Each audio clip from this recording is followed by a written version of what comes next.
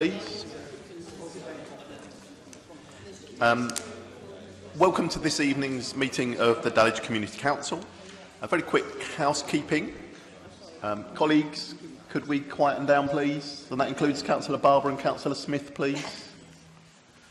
No smoking allowed in the building. Fire exits are towards the back, where you can also find the toilets. Please switch off your mobile phones or put them on silent. Members of the public are welcome to film, audio record, photograph or tweet the public proceedings of the meeting, but please photograph us at the front rather than your fellow attendees this evening. Those who are carers, you may be entitled to a payment. Forms are available from Gerald the clerk. We have an induction loop, and please set your hearing aid to setting T. The meeting will be recorded to help with the minutes.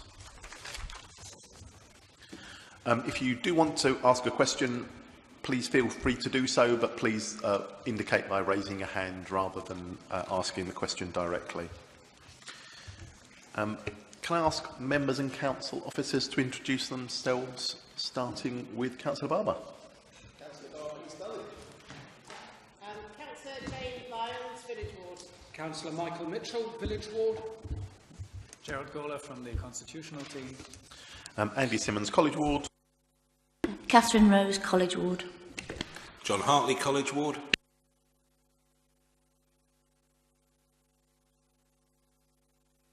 Not for much longer. 4 more years. Can I just remind colleagues to put your mic on, because that is how the meeting is being recorded. I've had apologies from Councillor Anne Kirby and Councillor Rosie Schimmel, who is at a planning subcommittee meeting this evening. Are there any other apologies for absence or lateness? Okay. Does any member wish to declare any disclosable interest in respect of any item on the agenda tonight? Good. There are no items of business which are urgent. So minutes of the previous meeting of the 24th of January. Are there any corrections of the minutes? Are we happy to agree those as a correct and accurate record of the meeting? Agreed. Agreed. Thank you. We haven't received any deputations or petitions. So we're going to move on to the 3 money items. The first one being the Cleaner, Greener, Safer capital funding allocation. Now, my East Dulwich colleagues are in very close proximity working out their figures. So could I ask village colleagues, have you decided what you're going to do with your Cleaner, Greener, Safer underspend of £2,532? We're carrying it forward. Okay, so they're carrying it forward and sharing part of it with the new Goose Green Ward, which is very generous of them. So, College Ward, we're going to allocate all of our underspend to road calming measures along Woodvale, Melford Road and Underhill Road, which is a project that we funded during the last meeting. Colleagues from East Dulwich, you have £133 of CGS money. Would you like to allocate that to something in particular? So it's capital, so you could buy some mugs, but you couldn't buy any beer. So are you willing to allow others to have that? Yes. Or yes, okay, all right. So we'll allocate it to college. No, we won't. We'll let that one move forward. Can I have a formal seconder for those proposals? Seconded. And is that agreed, colleagues? Agreed. Agreed. Community Council Highways Unallocated Capital Investment 2017-18 and 2018-19. Again, there's a small amount of underspend for those. College, we've got £5,000 underspend, and we're going to add that into the Woodvale scheme again. So it's making that scheme larger. Village, colleagues, apparently you've got £29,692. Have you come to a view on that? Yes, we have. We have received advice from officers, and we are going to put £27,200 of that towards project 911908, which is the Court Lane pavement repairs. That will leave a small underspend, which can be carried forward to whomsoever, however the awards are now going to be split. Thank you very much. East Dulwich, colleagues? Sorry? So we're looking at the highways underspend, delegated highways. Okay. So would you like us to move on to the next item and come back to this in a moment? Question, Chair. We have a suggestion, but I don't understand the actual technicalities of it, and I would need to know a little bit more before I would say yes to it. Could we have the power to say yes after this meeting? Does it have to be yes tonight? So tonight is the decision-making meeting. I know. But this was sprung upon me only a few hours ago, you see, so as is the way. I think there is a way of doing this. It may not happen before the election. If you would like to allocate money before the election, it would be best to do it tonight. As you know, this first section of the meeting, the first 30 minutes, is the decision-making part, and then after that we go into the forum part. So we can give you a few minutes if you can come to a view. If not, we can look at making a decision outside of the meeting. We'll go with So yes. Yeah, that's a yes. Okay, good. Now you need to tell us a yes to what? So 135 Hindman's Road, patching the pavement intersection with the shop there, and the junction of Lordship Lane with East Dulwich Grove, renewing the surface of Lordship Lane there, which is quite a pickle, an accident hotspot. And what cost is that, the whole amount? That's the whole amount. Yeah. 20,000. Okay, and have you had a quote from officers on those two figures?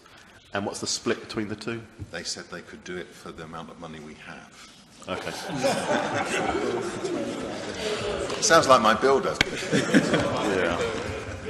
You do wonder if that's just an estimate or not, but let's hope that the amount is okay. Is there a seconder for those proposals? Is that agreed, please? Agreed. Okay, thank you very much. We now move on to the Neighbourhoods Fund, and this is the Revenue Fund. This is the exciting bit. I basically propose that if you're not in the room, you don't get any money. If you've not come tonight, then there isn't a penny for any of you, okay? Would we like to start with Village, reverse alphabetical, open the brown envelope? Councillor Mitchell. Thank you, Chair. We have received bids for £33,232. We have available something in excess of £40,000, so I'm delighted to say that we have agreed that we will fund all the bids that we have received in full. So that is Arts Against Abuse, £1,950, the Dulwich Resident Management Organisation, £1,819, Dulwich Festival, £6,000, the Dulwich Music Festival, £2,500, Dulwich Park Friends, £1,550, and then a separate amount for Dulwich Park Friends for the concert in Dulwich Park in 2018, £500, the Dulwich Picture Gallery, £4,100, Linkage Southwark, £3,623, Lively Minds, £2,100, the Southwark Hindu Centre, £1,200, and the Dulwich Village Association, Viva Dulwich Village, £7,890. That completes the voting from the village jury. Thank you very much. East Dulwich colleagues. Thank you, Chair. We had close to £70,000 of applications for the £30,000 we have. We've allocated our money to the Bangladeshi Welfare Association event, 2,400, the Dulwich Society Art Maintenance at 2,500, The East Dulwich Community Centre Open Day 2,000. Living Street's Walk to School campaign £5,000. The Harris Primary School Lollipop £5,900. The Millwall Walking Club £1,500. Pioneer African £1,100. Southwark Explorers £650. Play Street's Promotion £4,870. Midnight Run £1,500. Welcome Singers £380. Vale Residents Summer Event £200. And Vale Residents Clean Air Kits £2,000. That's great, thank you very much. College Ward have £41,125 available. We've done some rounding and increased some of the sums available. I will wait until the clerk is ready to scribble my numbers down. Second Southwark Scout Group, £1,000 as on paper. Children and Young People's Local Project Fund, £2,000 as on paper. Give It a Try, £4,000 on paper. Glazebook Growers, £1,125, which is our rounding figure. Ketra, the Kingswood Festival, as part of the Dulwich Festival for next year, is £5,000. Kingswood Community Shop is £5,000. Love West Dulwich is £4,000. Paxton Green Time Bank is £3,000. Graffiti removal, and we've widened the scope of that, is £6,000. Community bulk waste collection, £6,000. Community bulk waste collections, also £6,000. St Stephen's Church Out and About Cut Club, £4,000, which exactly reaches our total of £41,125. Do we have a seconder for those proposals? Seconded. And is that agreed?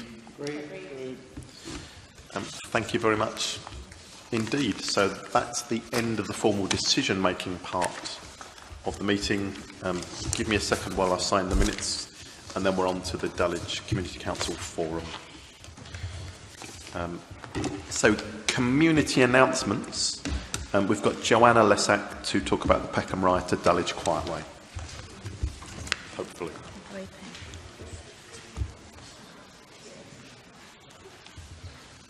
Fitzroy's just double checking for us. What's the date today? 7. Yeah.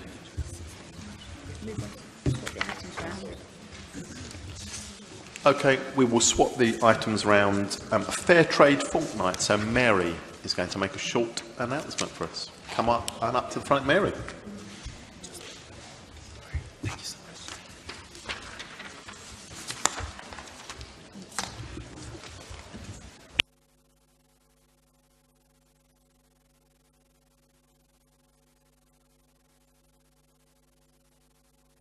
Fitzroy, is there a roving mic?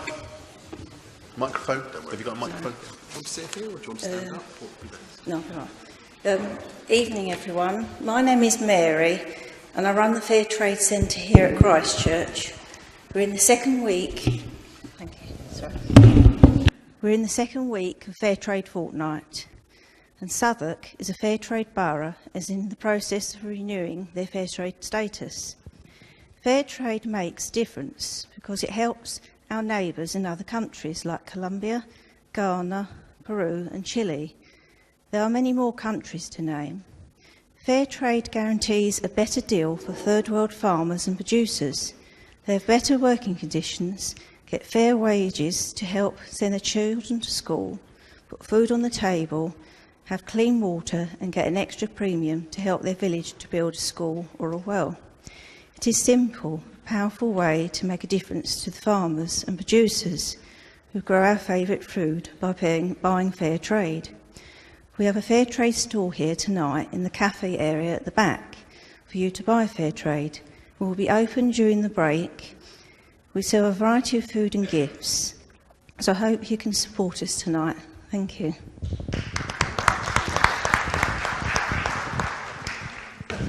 Did anyone have any brief questions for Mary before she runs off?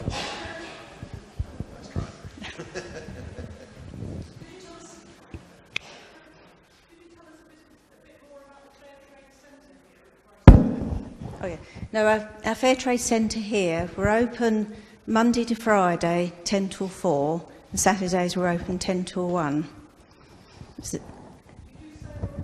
Yeah, we do sale or return, so if you're a school group or a church group, you can take gifts and food and have a sale in your place and then come back and we'll invoice you. But obviously, if you do want to do sale or return, we have to have references the first time you take it out. So any more questions? We have got quite a few volunteers, but if anybody wants to volunteer, we'll be really grateful. Again, we have to have references. Anybody else?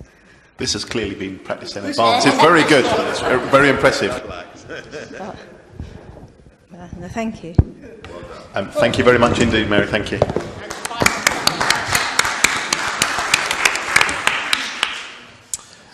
Joanna, for the Peckham Ride to Dulwich Quiet Way 7, please.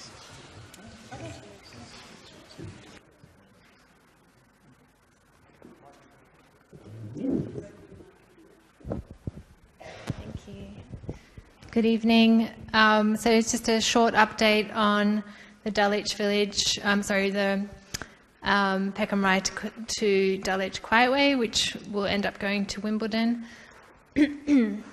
So basically, we're still exploring options to get cyclists and pedestrians safely across the junction here at Lordship Lane, Barry Road. So we're still experiencing a few challenges with the feasibility of our current design, so we're just waiting to secure some more funding to explore other options. So as I mentioned, there's issues with the congestion, especially inter-peak times with school pick-up and drop-off, and it's causing congestion, and our design would cause even more congestion, so therefore we don't want to impact the buses. We need to look at other options so we don't cause any delays and further congestion. So once we have a proposal, we'll come back to you and give some more information when that proposal is available. That was a very short update. Any questions, please?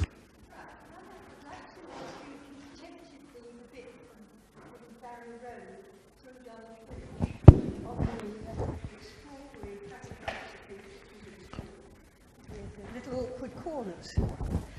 So Carlton Avenue, when you come off Carlton Avenue into the traffic light. So my project extends only to the end of Court Lane. So actually my project isn't part of that. Dulwich Village isn't part of my project specifically. It's part of a separate project. Right. Well, I would like to say that it is absolutely impossible and ridiculous. And the cycle bit is to be avoided if you're on a bicycle. I can pass that feedback on to my colleague.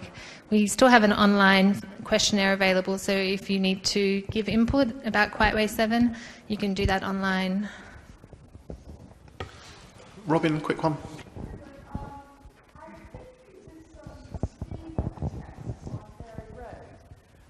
I think you did some speed tests on Berry Road about a year and a half ago, and every time you come to the meeting, we ask if we can see those results, or not you, but plural you, and you say it's going to go up on the website. But I used to run the speed testing sort of police thing when I was a ward panel. So yeah. Can we get a hold of those figures and see what the speeding stats are on Berry Road? I'll have to create the website and put them up. Yeah.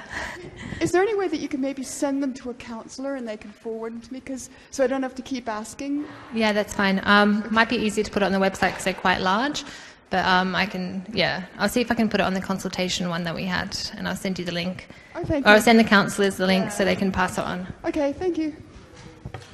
So, out of interest, most of the speed counts that have been done are available on the council's website. You can see all of the different roads, the different times and years when the counts were done, and some of the summary statistics. So, most of them are available there. November, December 2017, they're up, yeah.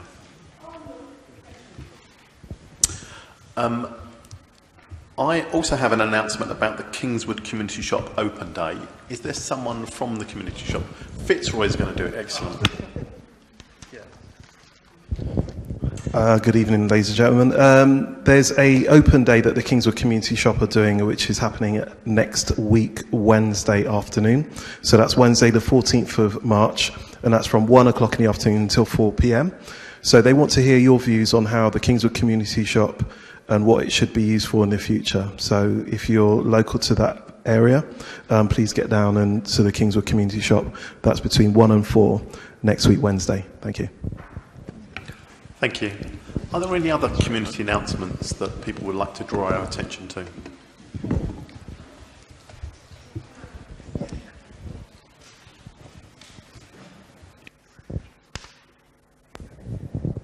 Good evening, everyone. My name is Sarah Ross. I just wanted to update the council about a charity that's going to be opening in Southwark, more specifically in Dulwich, in the coming months, called Little Village Southwark. I don't know if anyone's heard or maybe seen us posting on social media.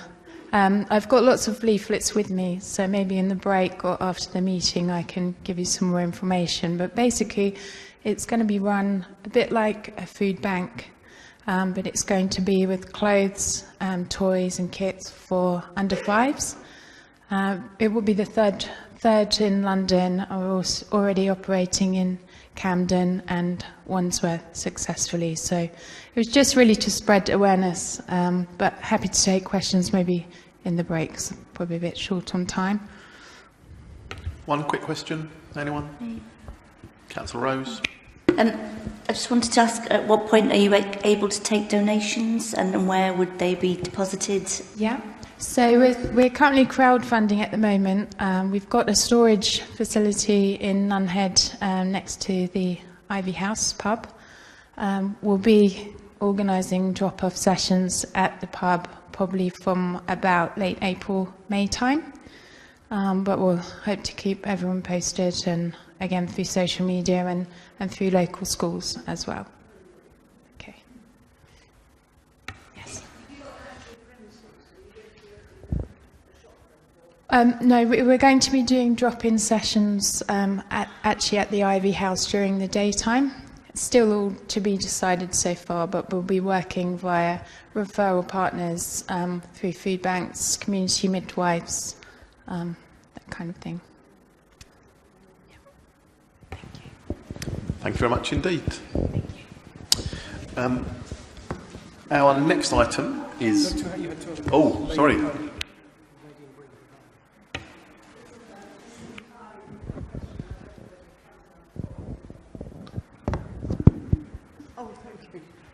Whether this comes under the heading, but what's going to happen to the Grove Hotel is an absolute eyesore.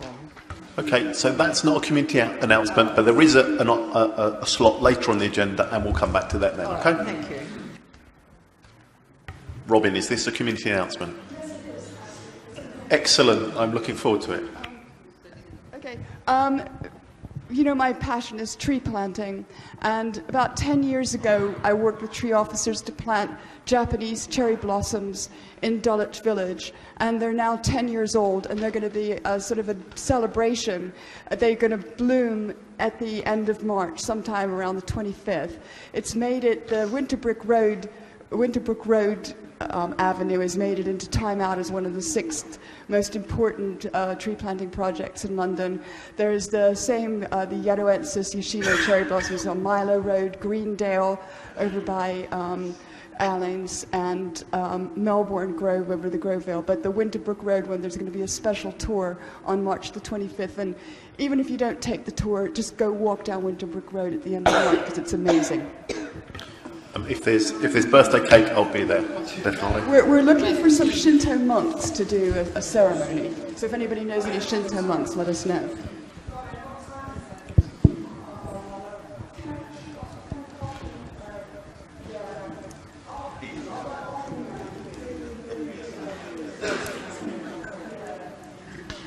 Okay, I'm calling that the end of community announcements. And we're moving on to Mark Matthews from Thames Water, who's going to talk to us about recent water outages, burst pipes, etc., etc.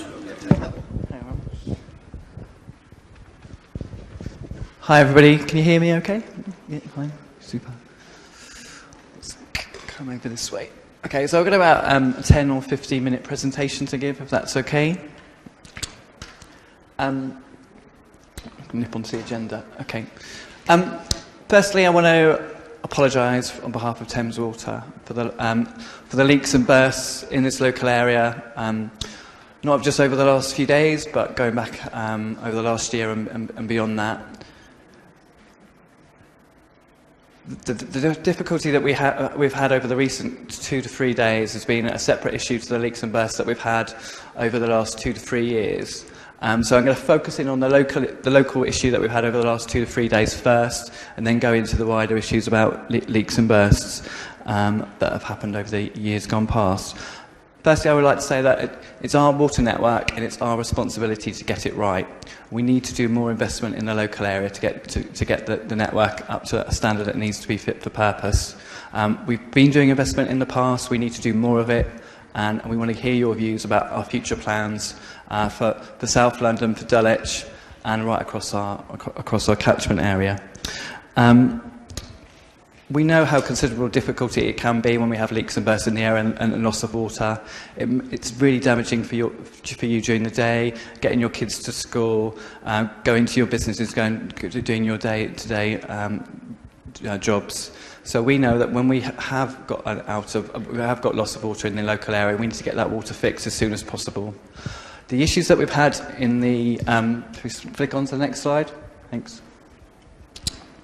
The issue that we've had over the last 3 or 4 days has been related to the considerable cold snap that we had about 2 or 3 weeks ago.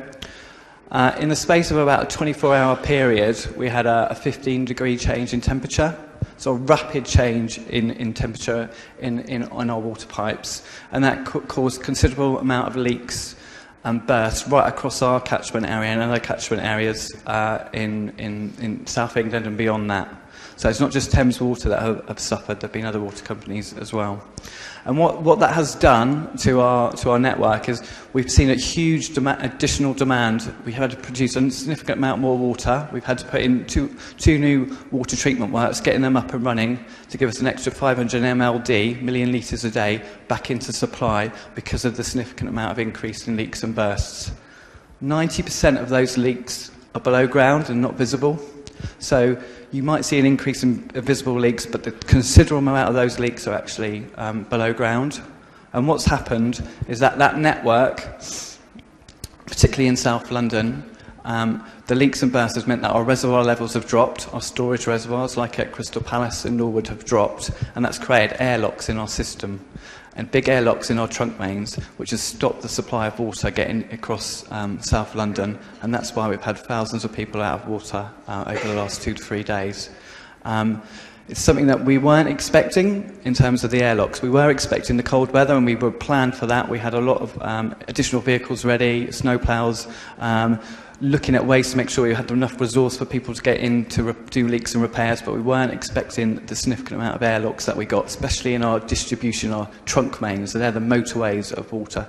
They provide the high-pressure water right across South London from our storage reservoirs into local distribution networks. And that's where we had the difficulties over the last 2 or 3 days. I'm glad to say that the vast majority of people are now back into supply. We have got pockets of airlocks in small local areas, but we're talking about hundreds of people, not thousands of people. And those people that are remaining out of water, we're going around with plumbers to see how we can fix the airlocks that are on the small mains connected into their individual properties. So that's a little bit of background about the local issues that we've had over the last 2 to 3 days. What I now want to concentrate on, if we flick onto that, oh, no, we're on that slide yet. What I want to flick onto that is what's happened in the last 12 months, 2 years in terms of leaks and bursts, because you have seen a considerable number of leaks and bursts in the Dulwich area, particularly around Lordship Lane and in the roads off Lordship Lane. And there's five or six key reasons why we've had leaks and bursts in that area, so I just want to focus in on them.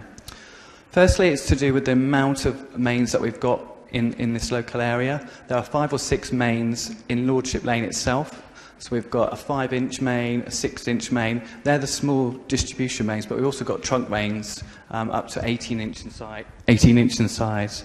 And those mains mean that are going along that Lordship Lane area. So when you might spot a leak and we come out and fix it, and then you see another one a few weeks or a few months later, it's not the same leak, it's likely to be on a different main. The other key issue that we've got in the area is the topography. So we need to pump that water from our reservoirs down and up over the hills in the local area. And that means that we have different pressure zones.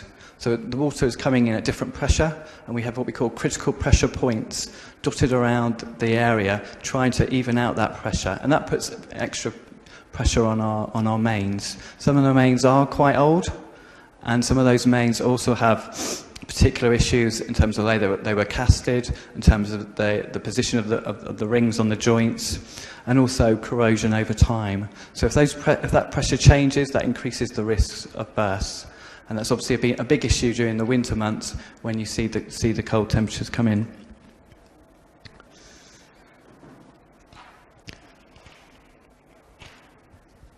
What I would like to sort of focus in on in terms of our leakage prevention work, we're looking to significantly ramp up our leakage repair work. Our long-term ambition is actually to reduce leakage by 50%. We've got a long way to go to achieve that. But what we're trying to do is set out in our future plans, and we're setting out a 5-year plan going from 20 to 2025, is actually trying to reduce leakage by 15%, and then beyond that, get that down to 50%. It's a big challenge given the number of mains that we've got in London, but also given the significant built-up population that we've got in and around South London, and the number of streets that are heavily congested, particularly around the South Circular area. A number of questions that got posed previously regarding our response to big bursts. So when I say big bursts, I'm talking about those trunk mains, those motorways of our water network. And one of the key things is making sure that we get to the ground, to the burst, as quickly as possible. When you've got thousands of litres of water pouring out on a big trunk main, we need to get in there quickly to avoid flooding properties. So we have repair gangs dotted around London to get into that area, but it can take time to get there. And then the other issue is making sure that we actually get to the valve in time and slowly turn the valve to turn off that main. We can't do it instantaneously. If we did it instantaneously, that would create more bursts. So what we need to do is do it gradually. So we might have a team on site, but it might take them an hour, 2 hours to gradually turn the valve to stop the flooding. So one of the key things for us is actually to work with the council, Southwark and Lambeth and other councils, to understand where those valves are, because some of them have been sort of surfaced over and difficult to actually spot and find. They're on our maps, but they have been surfaced over in the past. In terms of actually communicating with our customers, we're enhancing the way we're doing that by using social media, Twitter, Facebook, our web page.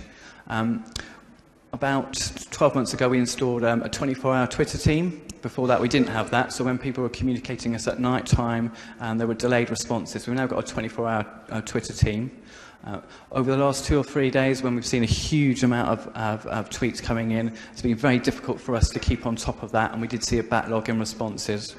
So we're looking to upscale and ramp up our social media team, because that's a big way that our customers are contacting us. We've also got those other traditional ways of communicating through letters, especially for when we've got planned work, but also having customer reps on the ground. We've recently increased the number of customer reps that we've got, people that can go out onto the site, actually talk to local residents, hand out bottled water if there is a loss of water, go and visit those vulnerable customers and keep going back to make sure that they've been satisfied in terms of having their bottled water and understand when the water will come back on. We also need to understand and evaluate how and why those bursts might have occurred. So we will actually pick up the main, take it away, do an independent analysis of what has caused the burst, whether it's corrosion, whether it was a loading factor, or whether it was related to a joint or valve breaking. And then we will obviously learn from that experience and try and make sure that those leaks don't repeat. Next slide. Okay. And one of the questions that came in was about the accuracy of our online map and how we can improve that. In terms of the online map, we get, the way that works is we get an influx of calls or influx of tweets with postcodes. Our team have a screen in their incident office, and that will come up yellow, amber, red. Sorry, green, amber, red, and we will focus on the red hotspots, and then that will get onto a map. We then realise that there'll be a loss of water in a particular postcode area. We then make sure we get people out there quick. So we're using Twitter, Facebook contacts, calls coming in. That all gets onto one screen, and we're able to get in there and get on site. We try and update the map every 2 hours. Sometimes if there's multiple incidents going on, that can be difficult to do. We also have, obviously, information on the ground coming in terms of pressure changes, and that also helps us to understand what's going on in the network, and that gets fed back to our technicians. Okay, next slide. So bottled water distribution. So this was a big topic over the last 2 or 3 days, but also in previous months and years where we've had big trunk main bursts, or where we've had big outages in terms of water. The difficulty with bottled water distribution is a rapidly developing situation. We've got to find out which areas have got significant amount of water lost. We've got to then make sure we can deploy the tankers that are holding that water, distribute it into the right locations. Because we saw the cold weather coming, we had stockpiled significant amounts of bottled water ready to be deployed, and we had them in logistics centres sent right across the Thames Valley and London area. So we had the bottled water ready. It was getting into the locations that we knew were experiencing significant loss of water. And then the next step is to find out what are the locations that they need to go to in terms of being accessible and being that can be obviously rapidly refilled with additional bottles of water or pallets of water when the time comes for that. So we work with local councils, and we also work with what's called the London Resilience Forum, and that's a forum that sets out how we can help in terms of managing vulnerable customers and priority customers in terms of the deployment of bottled water. Usually we will look for sort of pub car parks, employment areas, Sainsbury's, Homespace, places like that have been used before. We have a team of ambassadors that get deployed on those sites to actually hand out that bottled water. And that could be from across the Thames Water offices right across our patch, come into London or into other areas to hand out that bottled water. We also have, as I say, a set of customer reps that will go out and actually visit customers, especially the priority customers, those vulnerable customers, those people that might have difficulty walking or have a specific medical need. One of the things that we picked up in the last 2 or 3 days was actually what we call milk runs. So using those bottled water locations, putting them onto our vans and going around to other sort of hotspot areas and handing out that bottled water to individual areas where we know that it's particularly difficult for people to walk and get a walk to. Okay, next slide. Vulnerable customers. So a vulnerable customer, as a guideline, that could be a hospital, a prison, education establishment, nursery schools. It could be domestic customers, people that have got ill health, sick, elderly, care homes, etc. We have a list of all those vulnerable customers. We share that with the council. We look at their list. We share our list together. And what we do is we contact them as soon as we know we've got an issue in terms of loss of water, and get out there and provide either bottled water, or we might have tankers that can go in and fill into their local networks themselves. In terms of domestic customers, they have the chance to sign up to on our website if they are a vulnerable or a priority customer, and we can take them through the different things that we can offer in terms of support, not just in terms of a loss of water, but also in case of additional help they might need. Maybe they have difficulty reading, or they might need support in other ways. Next slide. Okay, I was really focusing on one or 2 minutes just on the trunk mains. So we had an independent review of the trunk main burst that we had in 2016. We had about 8 trunk mains burst in a small space of time in London, and we got in an independent review of why that was the case, and that had a number of findings that we had to pick up and take forward. One of the key issues that was picked up on that was actually how we get in onto site in a short space of time, and how we can make sure that we have the right number of repair gangs ready to go out there and fix those mains. Because of obviously the traffic in particular in London, and the time it takes to turn off a valve, the need to rapidly deploy and have repair gangs on site. We recently had a burst first thing this morning in Tooting Bec, and we were able to get into that location within 15 minutes, turn off the valves in about an hour, and that's saved a significant amount of flooding, and that's what we want to do more. The other thing was to make sure that we've got the deployment of what we call flood barriers. So that's, you can have these blow-up barriers that you can put into place to move the water around, put that water into the sewer network and away, rather than flooding properties. So those are sort of a couple of things that are coming out of that strategic review that we need to focus in on. But there are also other areas, and that's including how we map our systems, how we make sure we know where all our trunk main valves are, making sure that we've got the ability to understand where those ones might have been surfaced over, so that we know how we can get into and access those mains quickly. So that's an ongoing process, and we've also changed our teams around and brought more specialists in to help us with that. Next slide. So final couple of slides, and this focuses on the future now. So every 5 years we produce a business plan and a water resources management plan, looking at the long term. What do we, as Thames Water, need to do to serve our customers, focusing on not just water but also wastewater. The Water Resources Management Plan looks at 25 years, 50 years and 80 years, and looks how we can make sure that we've got enough water for future generations, making sure that we're resilient to drought, but also making sure that we've got sufficient water resources in local areas. The business plan focuses on water and wastewater, looks at our drainage network, looks at how we treat wastewater and putting that water back into the environment. But it also focuses on what customer bills should be, how they're on average £374 a year at the moment. Should they slightly increase for more investment or slightly decrease?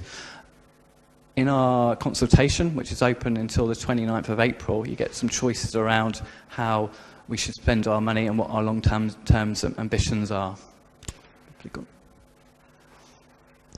Those long-term ambitions focus on resilience, how we can make sure we've got a resilient network, resilient treatment works, focusing on our service, how we can make sure that we provide a service for you as customers, halving the number of flooding incidents, reducing leakage by 50%. Those are some of the key long-term ambitions we've got there, and making sure that we've got priority services for our customers, keeping that up to date as well.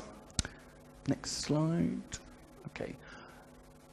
These are some of the key aspirations that we've got in terms of water resources for the next 5 years. Reducing leakage by 100 million litres a day, down as a 15% reduction.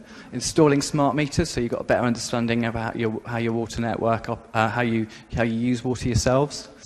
Helping our customers to use less water in terms of water efficiency, and that might be using water efficient taps, water efficient shower devices, things like that. Developing new groundwater resources as well. So there are locations in South London that we can tap into in terms of boreholes to and treat that water and provide that water into our wider water treatment network. We're also looking at whether we can do water trading agreements with other water companies to bring in water. And then we're also looking at some really big water treatment work upgrades, water resources in the future around Teddington area, where we can actually treat some of the wastewater from our sewage treatment works, put it upstream of Teddington Weir, and that will enable us to extract more water in the River Thames for the longer term. Oh, that slide's gone a bit funny for some reason. That says have your say, and our public consultation will be open until the 29th of April. And you can find out more on our website. And we're specifically looking at feedback on our water resources plan and our business plan. Final slide. Okay. And that just sets out the timetable. So our consultation closes the 29th of April. It then goes through to, we make the necessary changes based on your feedback. We then we submit that plan to our regulator Ofwat and DEFRA, the government agency, and then the plan gets implemented. Those plans get implemented from April 2020. Okay, that wraps up the presentation. I'm now happy to take any questions that you've got, particularly on the leaks and bursts in the local area. Thank you very much. Has someone got the roving mic? I've got Mark as the first question. Hi, yeah. I live in Crystal Court, which is in Crystal Palace. We've had 2 3-day water outages, one in December, one a couple of weeks ago.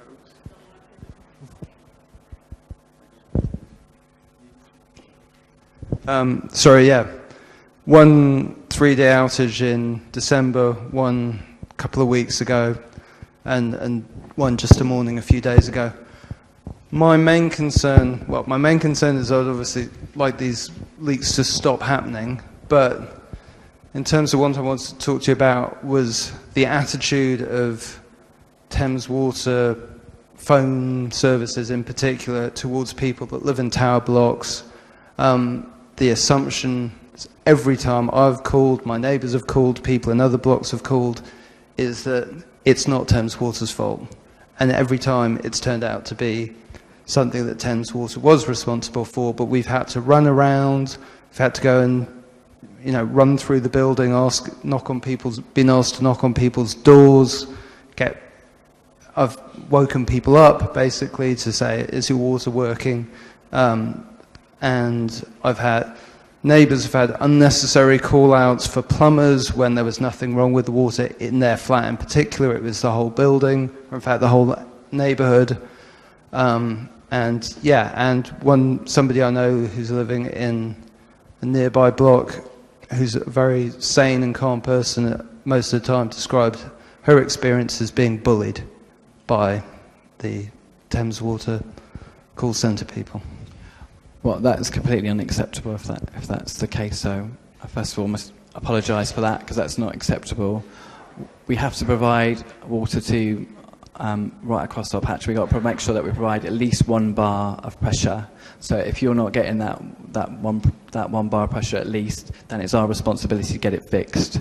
So if that message isn't getting back to our customer centre, I can pick that up straight away with our directors, because that's not right and that's not acceptable. We've got a responsibility to provide you with water up to that minimum pressure, and if that's not happening, that's unacceptable, and we need to get it sorted. Thank you. I've got Francis near the back. Hi, Francis Bernstein. Back in 2015, around Dulwich Crystal Palace was identified having above average number of leaks for the type of pipes.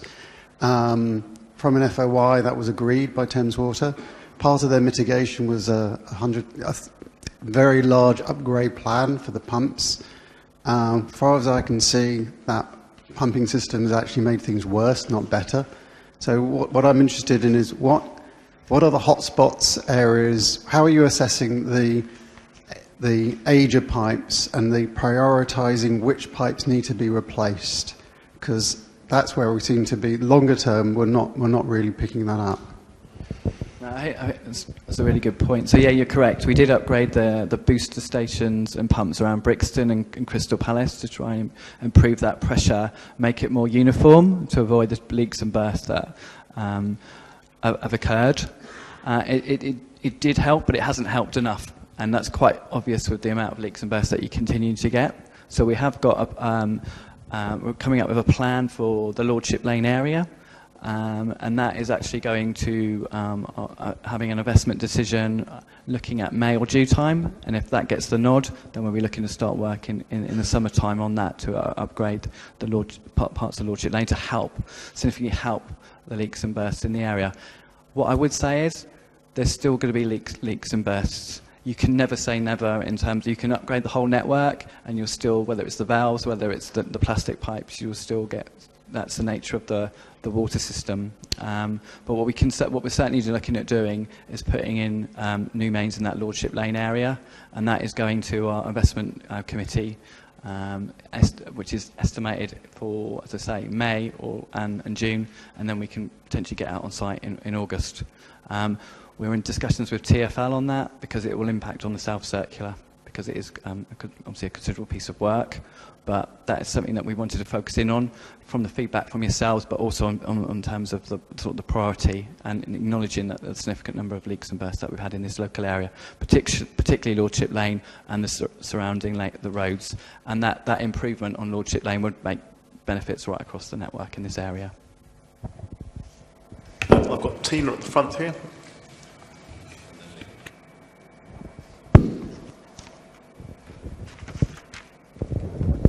Okay, Tina Thorpe from Mount Aidan Park. Councillor Simmons has got a list of my questions and I've already sent them to Mark, but a couple of things. Last Thursday, on one of the coldest days, we had an outage, a water leak on Lordship Lane. Workmen were on site from about 7 o'clock in the morning, yet customers phoning up at 10 o'clock that day were told that the Thames Water knew nothing about it. You said about your customer ambassadors, you said you prepared for the cold weather, yet I was advised that the customer ambassadors were grounded due to the cold weather. Our road was snowed in and iced in. We couldn't get, the vulnerable people couldn't get out to get water. If it wasn't for one of the councillors giving me the telephone number for one of your government customer liaison officers, we would not have got a service. Your gentleman that came out, the manager on site on Lordship Lane on that day for the repairs, for the life of him, didn't know why there was no mapping of those pipes, because they have burst every single summer. And so we had to wait another 6 hours while you turned off each one in turn to see which one was leaking. When Thames Water, the men on site knew exactly which properties were affected. It was the whole of Mount Aidan Park and Norman Court. So how come you have no maps of where water mains are affected? So, firstly, apologies again. So you shouldn't need to escalate it up to my team. Cecilia Larkin, who's in my team. Yeah, she was very helpful. She was helpful, yeah. But you shouldn't need to have to escalate that up. You should be able to go through the customer centre. You should be able to get these things sorted. So apologies. Apologies for that. In terms of the mapping, we have our network, and that is mapped. The issue is about how the valves work on the ground and how they operate. In terms of how that water gets into which properties and which streets. So a good example is the one in Hammersmith recently, where it took us a considerable amount of time to actually turn off the trunk main, because we had valves and we weren't 100% sure which valve operated which trunk main. So because of that mapping system and how it interlinks with what's going on in the ground, sometimes we don't always get it right. It's a historical problem. It's a historical problem. The mains are there. They are mapped. It's how they interlink on the ground and how each valve operates each main. It's a massive system. I say we've got 3,000 miles worth of trunk mains in itself. So we need to improve our systems. And one of the things that came out of the trunk main review was having better mapping systems. And we're starting a new process of getting that into place. So again, apologies for that. But there's definitely work to do in that area. I'm glad to take Councillor Barber next. You said Lordship Lane's going to have an upgrade, potentially. What does upgrade mean? Does it mean replacing all the trunks along Lordship Lane, which clearly not welcome disruption, but if it stops a lot of problems, kind of acceptable disruption? I haven't got the full details in front of me. It has been looked at in a number of different phases. So it will be looking at certain sections of Lordship Lane on the main trunk main there, and also the distribution mains. And once we've got a detailed design, obviously and that gets to go ahead, we'll share that with you, and I expect that to be later on in the spring.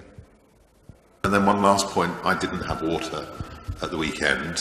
When I went onto your website, it didn't recognise my postcode or my street address. And it didn't have anything happening in my area, and then I was on the phone for 2 hours in a queue and then had to go to bed eventually. So I don't know what's wrong with your website, but please fix it.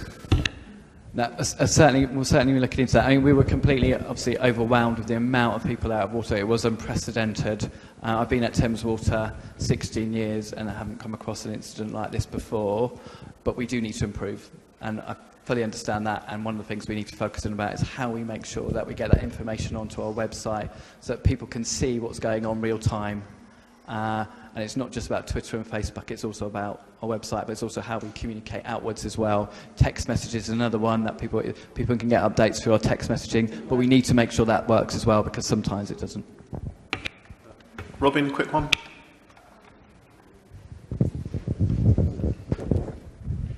I just want to pay tribute to the council highway engineers who have been amazing in all the times I've been dealing with these sorts of problems. And the negligence and the maladministration that's going on with Thames Water and how this is being managed is outrageous. And our engineers end up having to deal with this, and the residents do as well. But one of the things you could do that would be really helpful is when there's a burst water main, it raises the tarmac in the road and washes away the underlay. And this then channels rainwater into people's houses for years. And the councils had their budget cuts. It's very difficult to re-tarmac the whole road and re-underlay it. And if you've got a budget, could you deal with our highway engineers and ask where this needs to be done? Because it's just so distressing to have water damage to your house for years on end after a burst water main outside your house. So that would be really useful. And I could give you locations, and the highway engineers do, but our guys are great, and please send our thanks on to them. Yeah, definitely. You're spot on about making sure that we fix those mains and minimise the risk of flooding. But in terms of sustainable drainage, I think that's a big area that we want to focus on in the future. I've been working specifically with Southwark and the Mayor's office in my previous role at Thames about how we can actually work with local communities on green infrastructure and how we get some of that surface water out of the network. Do more tree planting, do more swales, do more green infrastructure, and working in partnership with some of the community groups to do that. And that's more on the wastewater side, but it also has a benefit in terms of local community engagement and what we can do in terms of... To be specific, this is about damage to the roads from the burst water main, because it lifts the tarmac and washes away the underlay and unseals it. So when it rains, everything just goes under the road into people's houses. So it's damage caused by your burst water mains, consequential, that's not being dealt with, and your contractors aren't doing it, and getting Thames Water to do it is almost impossible. So can you please try to just go back and repair the damage after you've actually plugged up the burst main? No, you're spot on it. When we're repairing it, we've got to repair it well, and the council come in and check that we're doing it properly, and if we don't get... But that's not happening. If we don't do it properly, we get penalised. So we need to do it properly, and if we're not... Robin, this isn't a conversation. Mark will be very happy to have a long chat with you during the break. I've got 3 questions, and then, as I said, Mark can take many, many more questions at the back. Councillor Smith. Thank you, Chair. Just 3 very brief things. Vulnerable customers, how do you identify them? Do you keep a database of them? And how do you keep that up to date?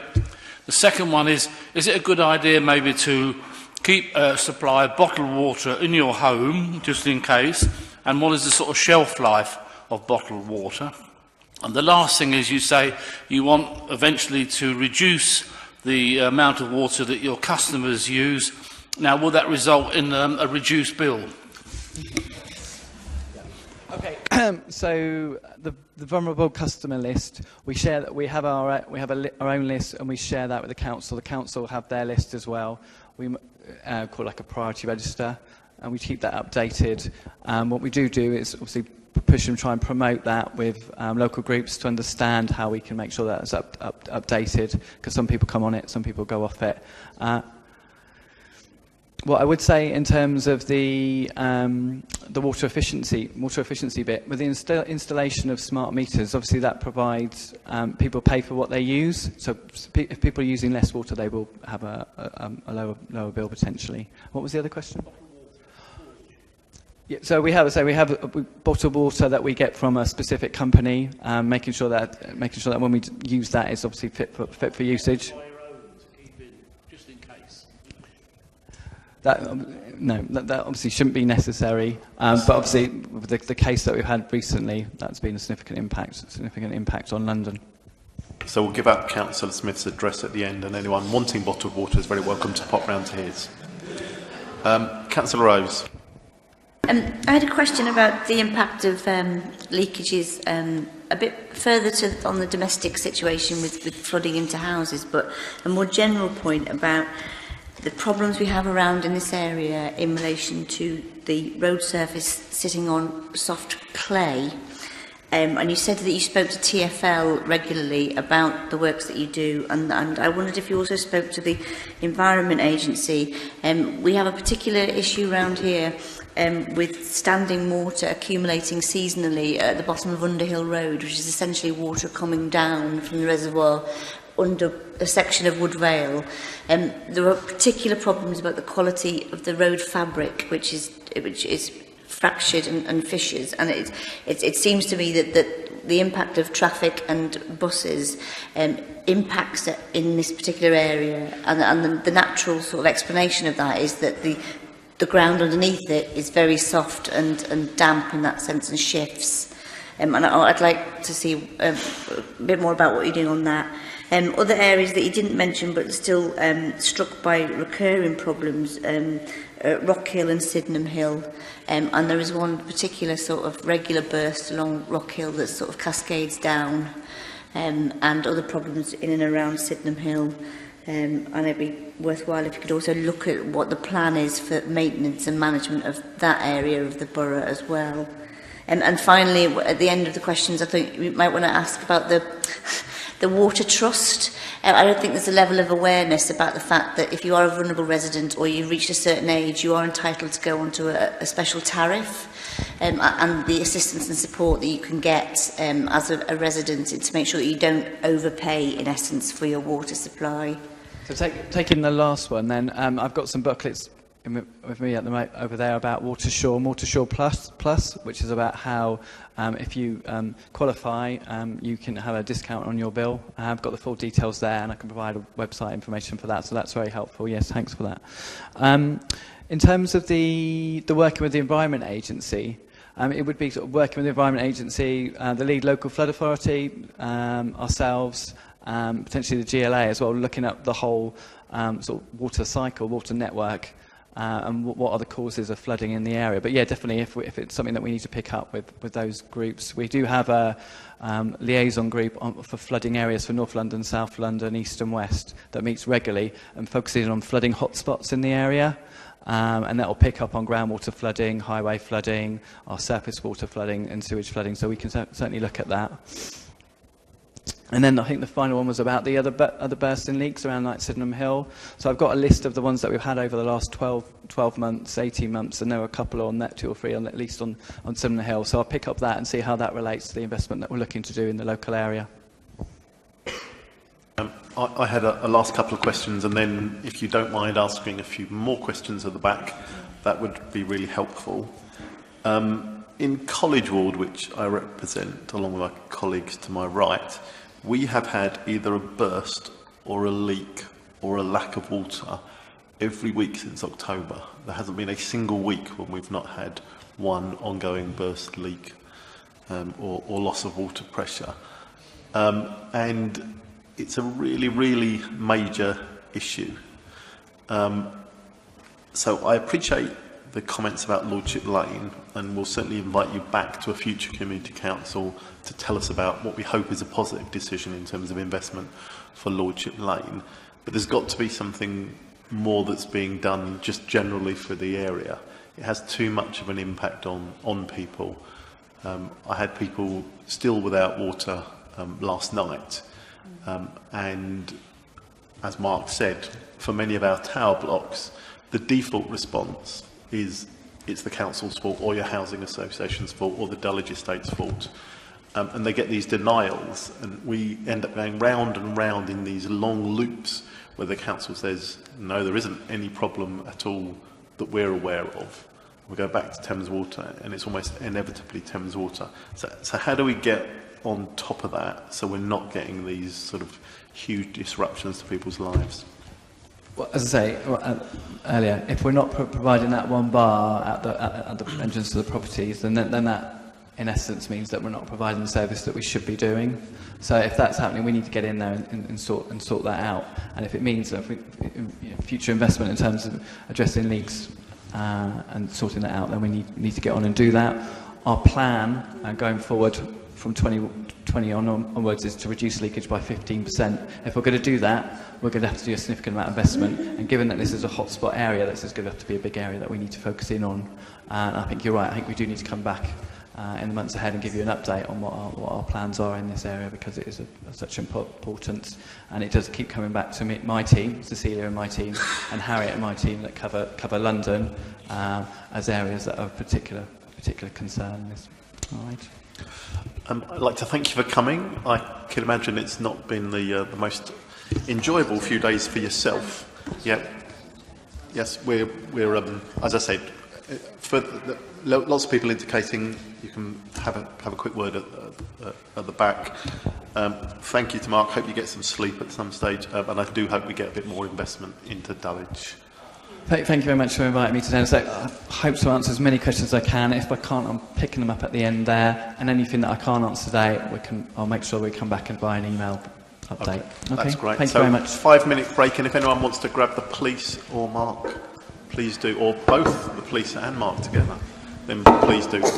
We'll reconvene at 20 past. Not put you off, please. I'm going to head off now. Yeah, you do that.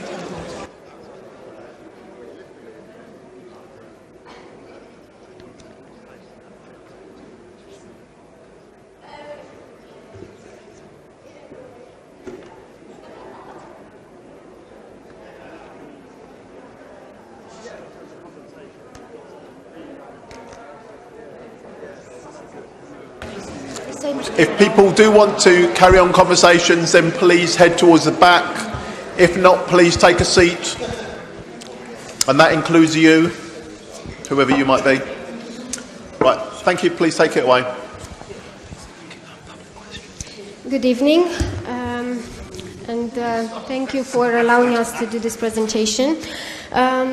So just a short introduction. My name is Simona Dobrescu. I'm the project manager for the traffic management study for Dulwich. Our company, Steer Davis Gleave, has been commissioned by the council to look holistically at the traffic in Dulwich. Tonight we're going to give you a summary of the key points that come out of our study, and the study is due to be finished at the end of March and published, so it will be made available on the council website. If you can just move. So the items for today, I'm going to quickly recap the scope of our work, the summary of the study status, the feedback from the engagement that we carried out, the packages and recommendations that came out of all of this work, and the next steps. We also have a representative of the council to talk more about the next steps if that is required. So in terms of the scope of work, I will quickly remind everyone. So the traffic demand study covered the areas of East Dulwich Village and College, and its main scope was to identify challenges to traffic and access in the area.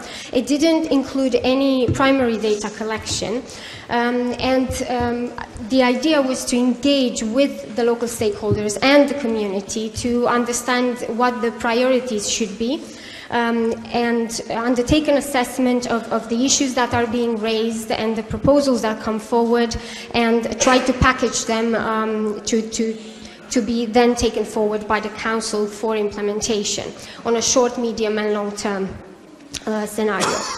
So in terms of the summary of the study, as I was saying before, we had a previous meeting and a presentation here on the 1st of November last year, and we presented some of the emerging evidence that we were working on in terms of traffic and access in the area. We will now update that for the final report with the feedback that we received.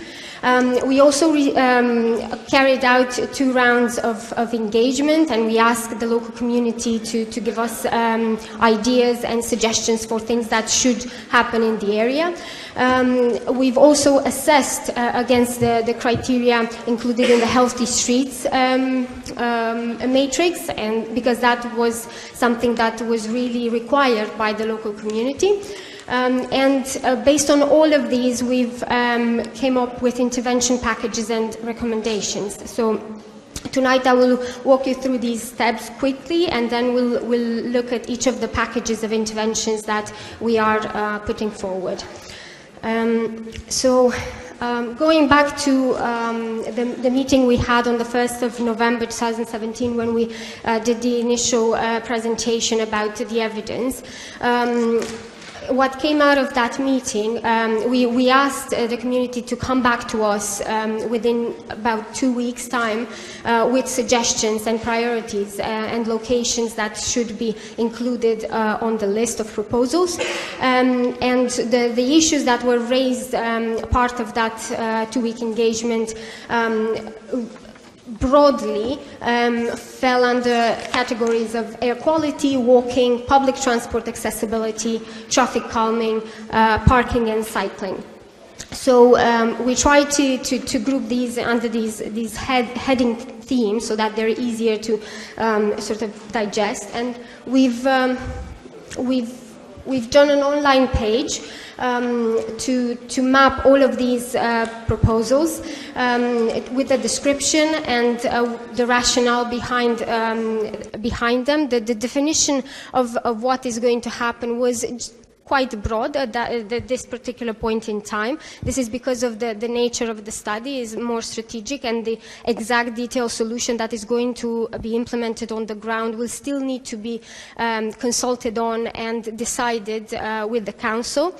And what came out of this second round of engagement that was open until the 24th of January were a series of priorities. So I'll walk you through the number of responses initially. I think there is something missing on this slide, but I have the information here. So in terms of the overall contributions, we receive about 460 contributions. That amounted to about 176 individual responses or household responses.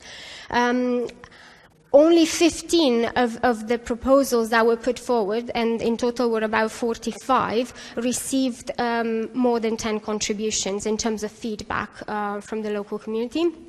And then 30 proposals received fewer than 10 contributions. Overall, you can see on the right-hand side, the purple bar in the middle is the traffic calming one, which has had the most contributions from the public. Coming second are the focus areas of air quality and parking. All the other ones received moderate responses. So overall, there seems to be, it's not showing, unfortunately, and I apologize for this, it's not showing on this slide. Overall, the proposals that were classified under the parking and air quality themes were generally supported by the community. In traffic calming, the proposals that were outlined were pretty much 50-50 between support and opposition. Out of all of them, one particular proposal, Ruskin Walk, a rat running proposal, had a strong opposition. Because of that opposition, and also because we didn't have any other available data to back up this proposal, it hasn't been taken forward to the final packages, but all other proposals that were on the list, so the remaining 44 proposals, have made it into one package at least. So we also received other types of feedback as part of the second round of engagement. So part of the online It's not meant to be to be read. It's just as an example of how the analysis came out. So, as part of the second round of engagement, the online page had the option of writing feedback, specific feedback. So as part of that, we've analyzed all the responses, and there were about 370 separate issues that were raised across all of these proposals. So all of these are either more general concerns or support for a certain type of intervention, or they're a more specific one. So all of these have been analyzed, and they will be part of the final report, and also they will be sent to the council. So they have a list of all the concerns that were raised under each of the proposals. In addition to these responses, we also received a series of contributions via email, and these came from 12 individual members of the community, and then from Court Lane Gardens Residents Association, the Dulwich Society, and the Dulwich Village Forum. Generally, these contributions were not structured for each of the proposals individually. They were more looking at general themes. We've read all of these contributions, and we've considered all of them in the assessment. Next slide, please. So, based on the feedback from this engagement, based on the evidence and all the additional suggestions that were made during the meeting we had on the 1st of November, as well as the assessment, we've also had preliminary discussions with the council officers to understand the availability of funding for some of these proposals, and how they link into wider programs within the council. We've given indicative cost categories for each of the proposals, as well as timescales for implementation, and based on these factors, we've prioritized all the proposals within each of the 7 packages. We should take into account the fact that a lot of these proposals, some of them, they might seem quite localized, but in reality they tie into wider programs and improvements that are taking place across London as a whole. And one of them, a clear one, is the ULEZ implementation that will have probably a much higher impact on Dulwich and the whole area than any of the smaller proposals that are being put forward. The next slides go one by one through the, and they're just a summary of each of these packages and the proposals that fall under each of the packages. So the first one is about minimizing the impact of school travel, and in particular the coach operations. This was an item that was raised by everyone, and under this package we've proposed 4 types of interventions. I apologize if you can't, I realize that you can't read that. I can't read it myself. So these proposals are manage the impact of school pick-up and drop-off activity, review the feasibility of implementing no idling zones around schools, as well as reviewing the operations and standing facilities for coach around Carlton Avenue and Townley Road. And we know that there has been a study previously that has proposed solutions. There are some discussions that have been carried out with the council to implement some of the solutions that came out of that report. But it's obvious that the community wants something to happen quicker, so that has been prioritized as a measure to be taken forward in the short term. The next package looks at encouraging the use of clean vehicles, again something that was well supported. Here we have 2 measures, electric vehicle charging points and emission-based parking charges. The emission-based parking charges haven't had a lot of responses, but obviously there needs to be, for any type of intervention that you see here listed and you will read about in the report, you have to consider that there will be more consultation with residents that will be affected. So moving on to the third package, this one puts together all the pedestrian improvements.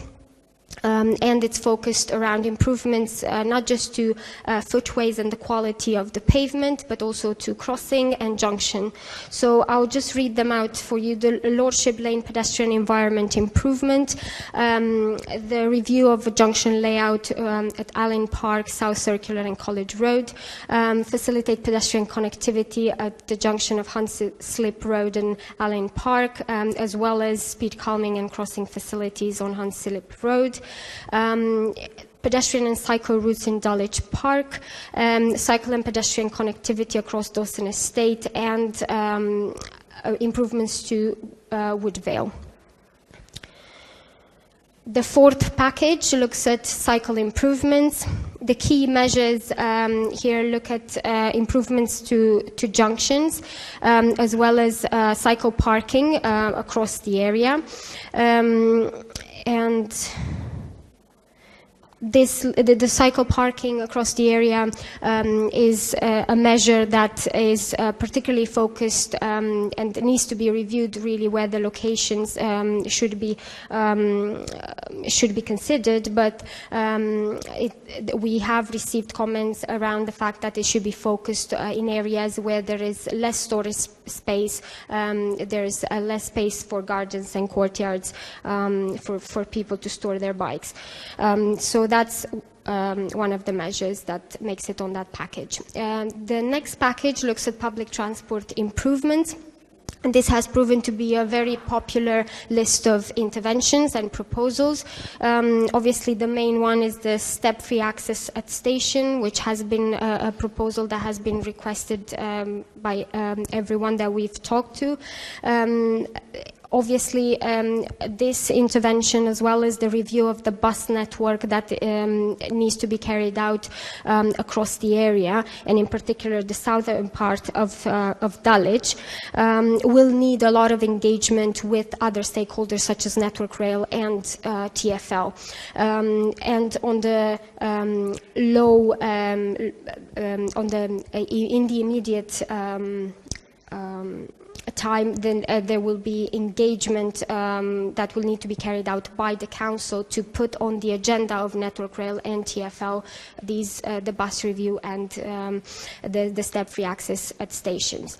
The other improvements or proposals that make it on this package look at improvements around all the stations, particularly around improving interchange and connectivity with walking for walking and cycling. The sixth package looks at traffic management. Again, this package has had a lot of responses from the public. One of the key measures here is the monitoring of the junction of Dulwich Village, Court Lane and Carlton Avenue. We know that the council has committed to that, and it will be carried out as planned. And there has been a lot of support also expressed via the online page that we've put forward, that people would like to see that monitoring of the junction to understand how the design works. And a lot of the proposals that are on this list refer to rat running, traffic calming and speed calming. And there were a lot of options available. This study hasn't gone into the detail of looking at what is the best solution for a particular road or for a particular area. This will need to be, in some cases, there will need to be more surveys undertaken to understand where exactly the problems start, and as well as that, design and further consideration of solutions. And all the proposals will be consulted upon once they have been defined. And the final package, package number 7, looks at car parking, and here we have 3 proposals: the parking review at Bel Air Park, the control parking zone across the entire area, and a CPZ around Dulwich Village.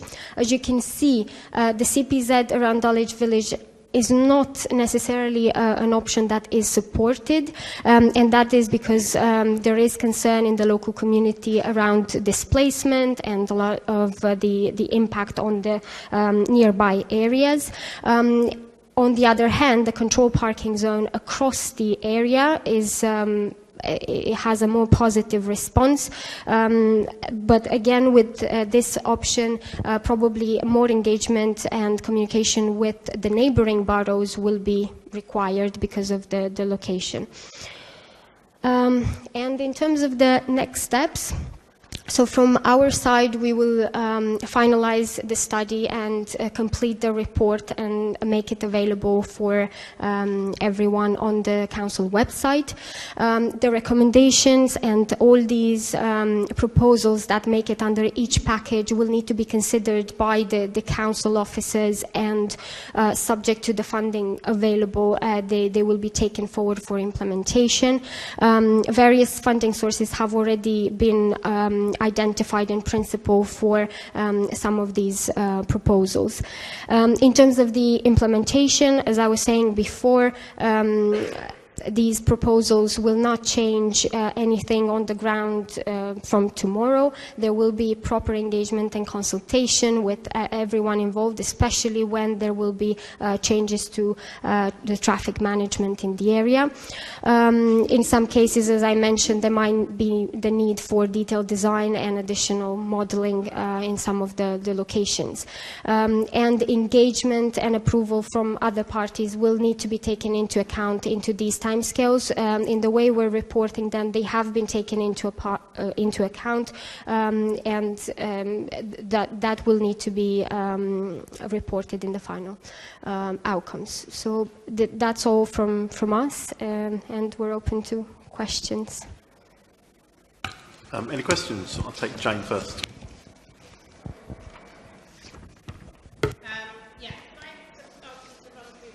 You can use the mic so we can get the recording. Sorry. Simona, oh, thank you. Could you just run through again, sorry, why Ruskin Walk was the only thing that didn't make it through? And I've got a second follow-up question really, and thank you for that. It's just a kind of, it was very early on in your presentation, it suddenly became clear, it really was the only one that hasn't made it through. And the second part is whether you have every confidence, and you said you've got council officers here as well, that your report will be adopted or taken forward or implemented. So it's 2 questions. I apologise, Chair. So regarding Ruskin Walk, this proposal initially came from the local community, and it was suggested to us as something that people would like to see, and it has made it on the initial list of proposals. While it was out on the online page, it was actually the single proposal that got the most responses out of all of the other proposals that we put out, and it was a clear opposition to the proposal. The main concerns that people raised were the fact that the problem doesn't seem to be on Ruskin Walk but on nearby roads, and they are extremely concerned about the displacement of traffic if something such as a one-way, which was one of the options that was suggested under the heading of Ruskin Walk rat running.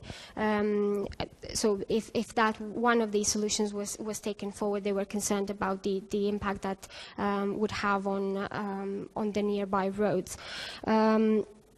Also, in terms of as I said before, it came from suggestions from the local community, and we could not support it with additional evidence from anything that was available at the time in terms of traffic surveys or anything that could suggest that. But obviously, if there is more evidence to support that, it can definitely make it on the list, but at this point in time, it was the only proposal that got a very definitive no from on the website. All the other ones had very little engagement. Could I just do a follow-up on that, Simona? The principle of the Ruskin Walk was that it should be reviewed, separately because it does have some dreadful traffic situations on there. So the objections were to having it looked at specifically, or because there was a rumour going round of a one-way system? Well, I don't know about the rumor, but I think coming from the comments that people put on the online page, the main concern was about the fact that traffic would be displaced in the nearby roads, and that, in particular, a one-way solution was not favoured, and that was sort of the main concern that people raised about this proposal, and we have all the comments, and we can look at them and see whether it can be considered in another way. The way it has been formulated, all of the rat running, all of the measures or the proposals that were supposed to address rat running were generally phrased as addressing rat running issues and look at potential solutions such as, and introducing one-way system was one, filter permeability and so on. So from the comments, it does seem that there is a strong opposition against the one-way system in the area, but it wasn't very clear whether or not in another form people would support it. On those grounds, I'd like to suggest that it is reconsidered or at least added in, but I hand over to local... Yeah. Yes. Hi, I'm a Ruskin Walk resident. I think there has been a little bit of confusion because actually some other group conducted a survey while this was going on, and I think this was misleading. It was actually it was a political party that was leading conducting a survey, and I think this may have caused some confusion. There were a group of residents in the road who got together, led by one of the community leaders in the road, and there were a lot of options put forward. People really wanted to have a detailed review of what was going on. There was nothing ruled in or out. And so they do really want to have the issue looked at in that road. There's a lot of danger from rat running, children's safety, damage to vehicles. I just would ask you to look at that again. And I'm sorry if there was any confusion, but I would like that issue looked at again. Thank you very much. Yep. I've got Francis at the back, waving his red hand. Hello, Francis Bernstein. Could you clarify on the step-free access to stations, will that definitely include Sydenham Hill? Yes, all stations. So the proposal is worded as there will be a review of step-free access at all stations in the area. Will Sydenham Hill be given a priority because of the specific situation there is with the Kingswood estate? Yes, so Sydenham Hill, in the way we've prioritized it in terms of timescales, it's a short-term thing to be actioned. So that would be wonderful if that was correct. Well, doesn't that imply it's less than £100,000, which I can't believe it is? No, so in terms of the what the council can do to action it immediately is in the short term they can put it on the try to put it on the network rail priority list. So that is something that the council needs to take forward in the short term. And for in terms of the council budget, it will be a low category type of intervention. But then obviously comes out of the network rail review, and the cost to that will probably be high to very high. But it is one of the stations that has been put forward by the local community, and people have raised it as one of the higher priorities. So it has been pushed forward as a short term in terms of the engagement, at least, with the network rail. I'm being very indulgent of Councillor Lyons. I will make this her last question on this particular issue. This is a repeat of the second half of my first question, actually, is the level of officer or council commitment to seeing through the plans or the report, and so that it's actually a repeat of the first question. Thank you, Chair. We've been working quite closely with STD on this project for some time now, so it is our ambition to see the draft report produced by the end of March, and then hopefully in the summer this report will be adopted, and plans to obviously implement some of these schemes all going forward. So yeah, it is something, it's not just going to be a document on the shelf, it is something we plan to adopt. So. I thought it would be helpful to repeat the conversation we've had several times, which is that there are three main sources of funding. There's funding that the council has itself, there's funding which the council will bid to TfL for, and then there's funding, for example, step-free access for stations, which comes from central government that the council can bid for, but those very expensive schemes are always funded by national government. They're not funded by local councils, so the council can make the bid. It's then for the government to assign the money, hopefully, next year, maybe. We'll see.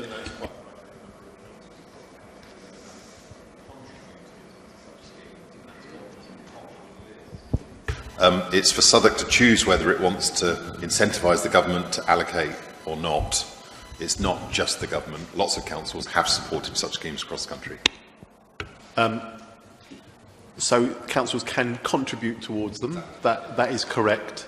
I don't believe that generally that tends to influence where the government moves its position.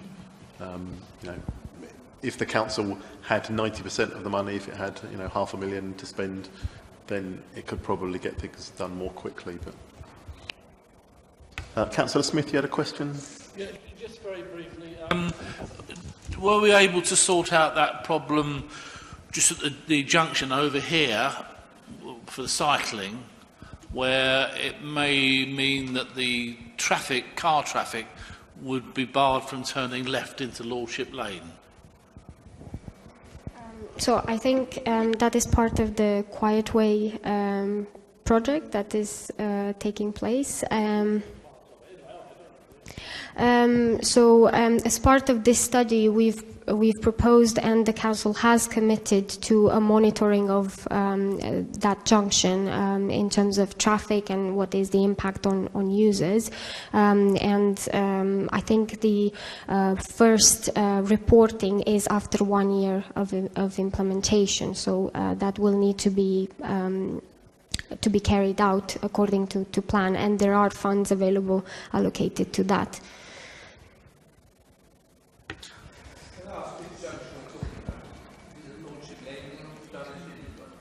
Yeah, so I read it as the Quiet Way junction, so the junction at Dulwich Village and Carlton Avenue. Just briefly, by way of explanation, if you had the cyclists coming to transfer across from Court Lane over to here and through to the little turning here, they would need to cross over somehow. And the idea was then that car traffic coming this way across would then be barred turning left into Lordship Lane, which would mean cyclists would be safer. So you're talking about Lordship Lane? Yeah. I think, yeah. Yeah, I know. I'm bringing it up because it's all part of it with cycling. You've got to sort of segue together somehow. So, Councillor Smith, we did have a report on this earlier in the meeting. I know we did. I've got the woman just in front of me here. 2 questions. No, just. Hi. Can I just ask a question on point 2 on your slide? What are the timeframes around the recommendations going to council officers to be considered? So we've already had some preliminary engagement with the council, and as the council representative said earlier, we've worked closely with the council